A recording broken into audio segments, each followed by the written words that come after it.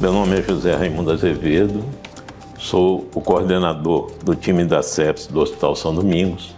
O objetivo desta apresentação é mostrar a evolução do tratamento da sepse nos últimos 15 anos, tendo como referência a evolução do protocolo de manejo da doença do time da sepse do Hospital São Domingos. Por que um time multiprofissional dedicado a combater a sepse? Porque sepse mata 6 vezes mais do que acidente de trânsito no Brasil. Porque a cada pouco mais de 1 segundo, uma pessoa morre no mundo em consequência da sepse. Para dar uma ideia da dimensão do problema, nós comparamos com os números da sepse com o da Covid-19. Nos últimos 3 anos, foram diagnosticados mais de 676 milhões de casos de Covid no mundo, com pouco mais de 6 milhões de mortes, o que representa 1% de mortalidade na Covid. No caso da sepse, são 30 milhões de casos por ano em todo o mundo, com 9 milhões de mortes, representando 30% de mortalidade. Em 26 de maio de 2017, a Assembleia Mundial da Saúde, promovida pela Organização Mundial de Saúde, estabeleceu que sepse é uma prioridade global da saúde e adotou resolução destinada a melhorar a prevenção, diagnóstico e tratamento da sepse. Na abertura da Assembleia, Sir Lion Donaldson, embaixador da Organização Mundial da Saúde para segurança do paciente, declarou: alguns problemas de grande relevância com impacto na vida e na morte permanecem submersos no mundo científico, invisíveis para o grande público, e a sepse está entre eles. O que nós fizemos para retirar a sepse do submundo científico? O time da sepse realizou campanhas para esclarecer as pessoas sobre a importância da sepse, abordando pessoas em pontos de ônibus, na rodoviária da cidade, no aeroporto da cidade, e um grande evento foi realizado na praça de alimentação de um shopping de São Luís, evento destinado a esclarecer a população sobre o problema da sepse. A sepse é o grande desafio da saúde nos dias atuais. Esse estudo publicado recentemente e que incluiu revisões sistemáticas e meta-análises realizadas em diferentes regiões do mundo. Ele incluiu, por exemplo, essa meta-análise realizada nos Estados Unidos, com 12 estudos, 12.724 pacientes. A mortalidade da sepse foi de 19,5% e a mortalidade do choque séptico de 33,9%. Na Europa, uma meta-análise incluiu 39 estudos, com 19.343 pacientes, uma mortalidade de 23,5% na sepse e do choque séptico a mortalidade de 32,5%. Uma casuística da Austrália, com 1.161 pacientes, a mortalidade da sepse de 18,7% e a mortalidade do choque séptico de 26,3%. Os números do Brasil são alarmantes. Essa casuística do ILAS, do Instituto Latino-Americano de Sepse, que incluiu 14.366 pacientes no Brasil, a mortalidade da sepse foi de 24,4%, mas a mortalidade do choque séptico foi de 55,7%.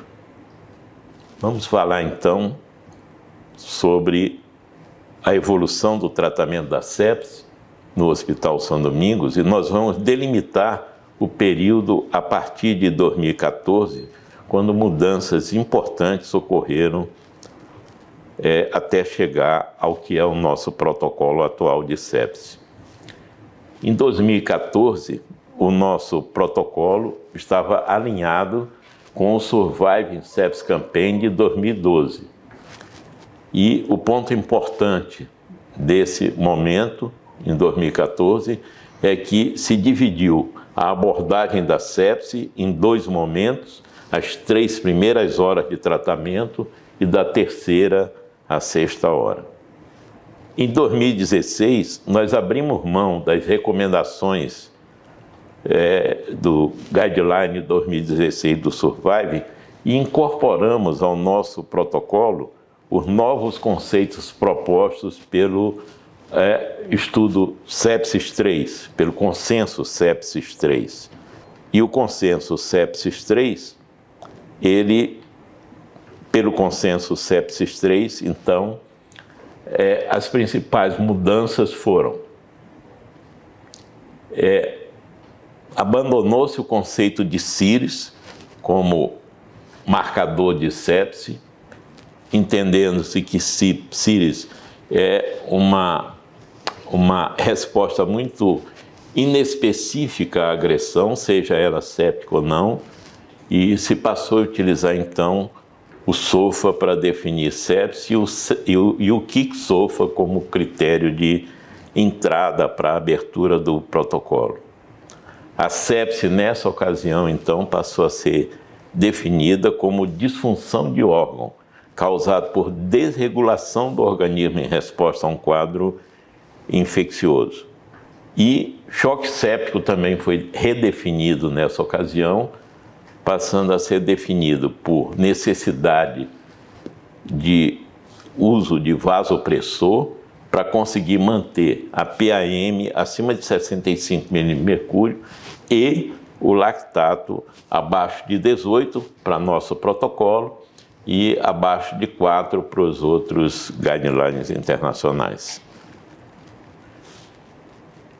Em 2018, uma nova mudança importante ocorreu. O Surviving Sepsis Campaign, ele publicou esse documento em que estabeleceu que o bundle da sepse passava a ser um bundle de 1 hora.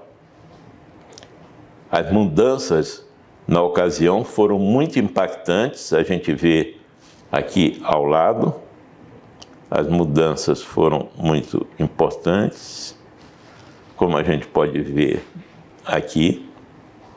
E o slogan que definiu esse novo momento da abordagem da sepse foi: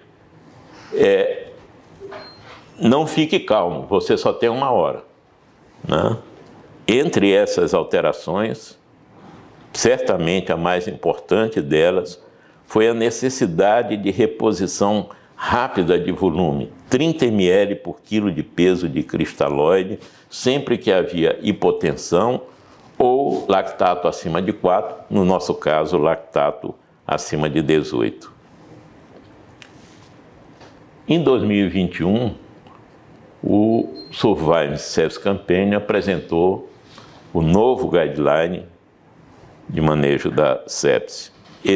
A publicação foi feita em outubro de 2021 e as principais alterações foram: primeiro, a presença de um KIC-SOFA positivo deve alertar o médico para a presença de sepse, mas ele não deve ser utilizado isoladamente como método de screening. O nosso protocolo do Hospital São Domingos, ele já prevê a possibilidade do médico definir o quadro como sepse, mesmo com o KIC-SOFA negativo. Segundo, o novo protocolo reafirma que o paciente não deve permanecer hipotenso por mais do que 30 minutos e já em vigência de reposição rápida de volume. E se isso ocorrer, deve-se iniciar a infusão de noradrenalina enquanto se mantém a reposição de volume. Terceiro, o Survivin propôs e nós incorporamos um procedimento já bem conhecido no nosso serviço. Em caso de insuficiência respiratória hipoxêmica, a medida inicial é o alto fluxo nasal de O2. Quarto, tanto vasopressina quanto hidrocortisona, agora, na época, passaram a ser instituídos com base em parâmetros objetivos. A vasopressina, sempre que a infusão de noradrenalina passar de 0,5 micrograma por quilo minuto, e a hidrocortisona acima de 0,25 microgramas por quilo minuto. Quinto, considerar a associação de antimicrobianos em caso de infecção grave por gram-negativo. Sexto, após a expansão volêmica inicial, avaliar a continuidade da expansão fluida utilizando o parâmetro dinâmico de fluido responsividade, recomendado pelo Survivin Delta PP, que é o que a gente usa no serviço. E, por último, considerar a reposição hematimétrica se o paciente apresentar hemoglobina menor do que 7 e utilizar dobutamina se, com o paciente repletado volemicamente, ele persistir com sinais de hipoperfusão. Como eu falei, essa nova atualização do Survivin CS Campaign foi publicado em outubro de 21 e em novembro de 2021 o nosso protocolo de sepse já havia incorporado todas essas mudanças que foram estabelecidas e que incluíam, primeiro, como nós já dissemos, o Kick-SOFA não pode ser um critério absoluto para a caracterização da sepse, né? E, como nós dissemos, no serviço, no hospital, o médico pode decidir se o paciente tem sepse, mesmo quando o Kick-SOFA for negativo. E a segunda medida, então, que foi justamente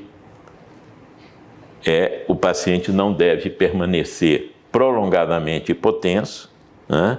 E caso, após 30 minutos de reposição plena, 30 ml por quilo, após 30 minutos de reposição, esse paciente não estabelece níveis tensionais adequados, ele deve ser colocado em vasopressor. Conforme mostra nesse quadro, inicialmente é possível iniciar a noradrenalina em via periférica, utilizando a diluição que está recomendada aqui no protocolo, nesse quadro do protocolo, e assim que for possível, então, pegar uma veia profunda do paciente para dar continuidade.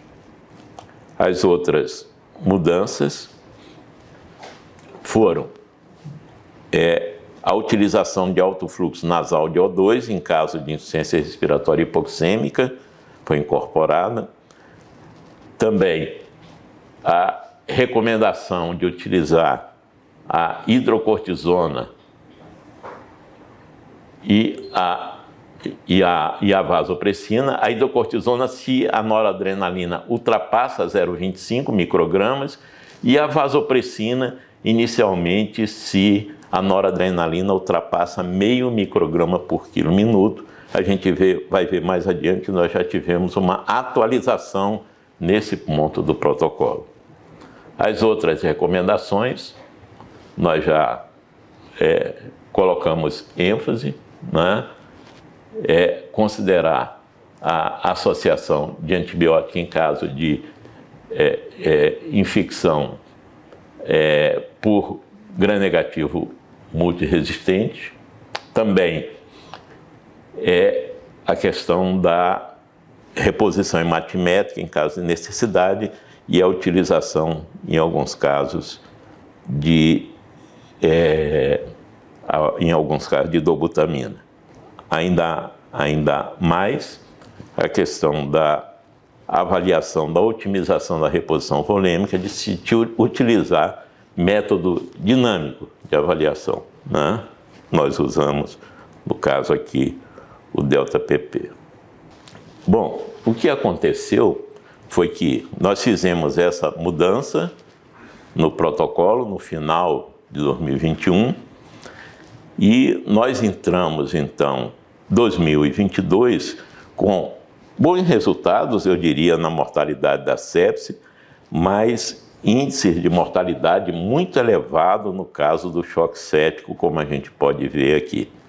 Isso fez com que, em abril, entre abril e junho, nós decidimos incluir no nosso protocolo o chamado SOSD, com o intuito de otimizar a reposição volêmica, evitar que o paciente permaneça hipoperfundido num momento em que ele dependeria de mais volume, né?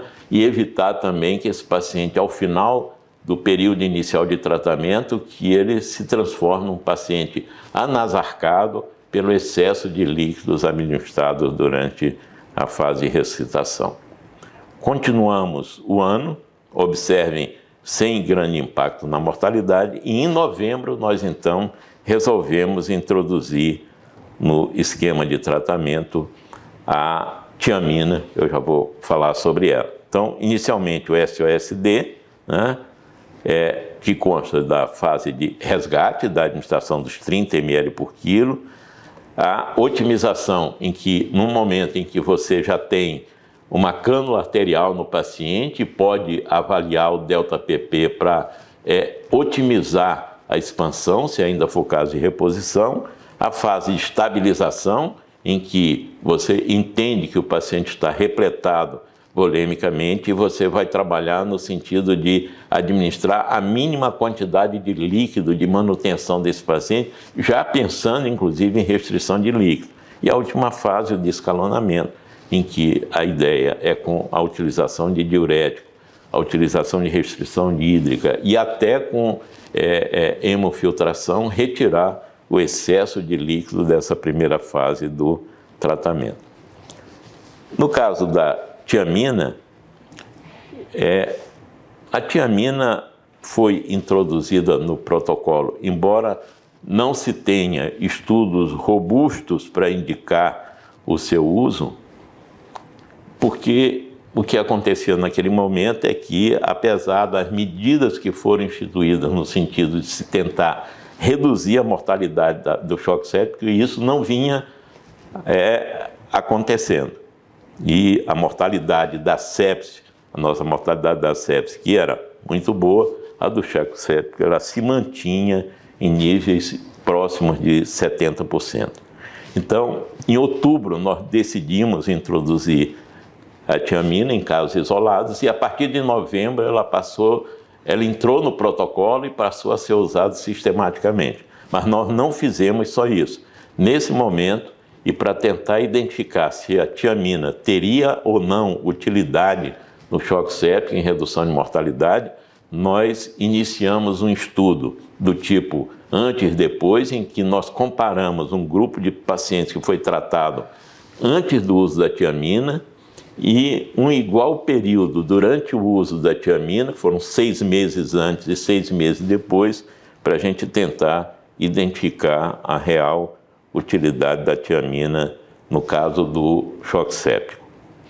Nesse caso, então, o nosso protocolo da sepse, ele no final de 2022 e início de 2023, ele teve nova mudança com a introdução da tiamina e com a incorporação do SOSD na otimização da expansão volêmica do paciente.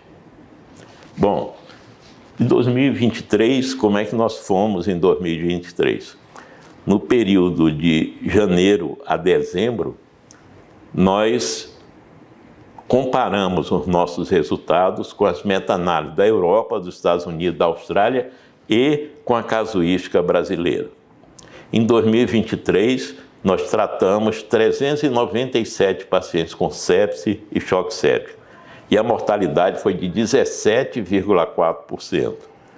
A mortalidade do choque séptico foi de 33,8%. Comparável, né, tanto a mortalidade da sepse quanto do choque séptico comparável aos resultados dos Estados Unidos, 33,9% de mortalidade no choque séptico, Europa 32,5%, e a Austrália 26,5%, e a nossa meta em 2023 foi colocar os nossos resultados em sepse e choque séptico no nível dos Estados Unidos e no nível da Europa, e com certeza melhores do que os índices do Brasil, onde você tinha uma mortalidade muito elevada no caso do choque séptico. Nós entendemos que a nossa meta, então, foi alcançada. Bom, nós começamos 2024 nos debruçando sobre uma situação particularmente grave, que é o choque séptico refratário, que tem uma mortalidade extremamente elevada, de 40% a 80%, nessas casuísticas de boa reputação que foram publicadas recentemente. E como é que se define o paciente em choque séptico refratário? Não existe um consenso sobre essa definição, mas a definição mais aceita é de que está em choque séptico refratário o paciente que não melhora níveis tensionais, apesar de uma dose de noradrenalina maior do que 0,25 microgramas por quilo minuto. Bom, pacientes que usam doses elevadas de noradrenalina morrem mais. Pode-se entender que eles morrem mais porque a doença é grave. Acontece que começam a surgir evidências na literatura de efeitos danosos da noradrenalina. Injúria da célula miocárdica, aumento do estresse oxidativo e, o que é muito importante, desregulação do sistema imune em um paciente que tudo que você não quer é que o sistema imune dele fique comprometido pelo uso de uma droga. Assim, pode não ser recomendável utilizar doses muito elevadas de noradrenalina e por período prolongado. Por outro lado, como mostra esse gráfico ao lado, nós temos que no choque séptico tardio, na fase tardia do choque séptico, os níveis de vasopressina se encontram depletados.